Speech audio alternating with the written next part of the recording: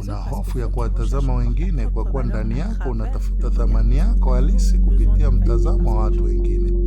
Siku zote wategemea wathibitishe thamani yako. Hivyo wakisema wanakupenda, unathibitisha ni vizuri, inafaa, nawe ndio unajiamini. Wacha nikufunze ukweli mchungu. Kamwe hautojiamini kama utaendelea kufanya hivyo.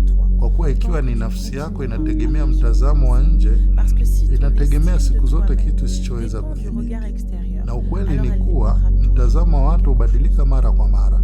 Leo wanakupenda, kesho wanakukosoa, kesho wanathibitisha, kesho wanakataa. Hivyo thamani yako ikitegemea mambo hayo haitakuwa makini.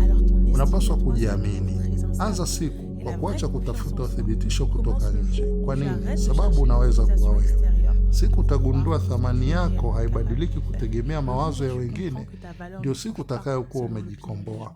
Bali unapaswa kuendelea kuwa wewe na kujiamini bila kujali kama unaeleweka au kutegemea mtazamo wa nje.